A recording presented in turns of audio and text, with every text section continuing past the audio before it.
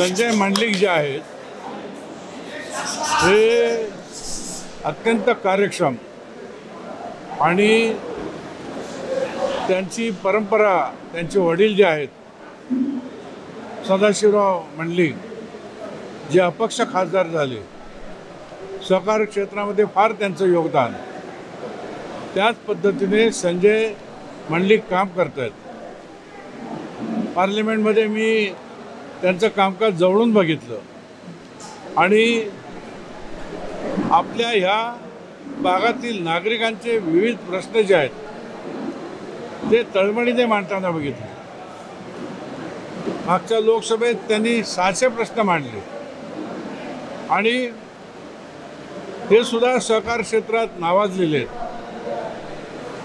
अशा तऱ्हेने संजय मंडलिक हे पुन्हा एकदा निवडणुकीत जे आता उतरलेले आहेत, त्यांच्यामागे ह्या करवीरमधली जनता, शिवसेना, भाजप, रिपाई आणि राष्ट्रवादीची मतदार त्यांच्यामागे खंबीरपणे उभं राहतील, अशा तऱ्हेचं मी त्यांना आवाहन करतो। ज्या त्या आघाड्या असतात ना, ते जवळजवळ तुल्यबळ उमेदवारच उभं करतात। पहिलीच्या मुलाला 10वीच्या परीक्षेला बसवत नाही कोण, सगळे टफ असतात, त्याच्यातून कस लागतो।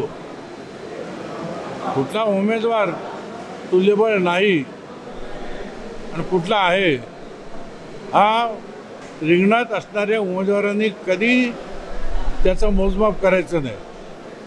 आपण लढतोय, आपल्या समोरचा उमेदवार तुल्यबळ आहे, त्याला हरवून आपल्याला जिंकायचं, ही मानसिकता लागते। शिवसेना आणि राष्ट्रवादी ह्या दोन पक्षामध्ये स्प्लिट झाल्यानंतर आलेली निवडणूक आहे आणि त्याच्यामुळे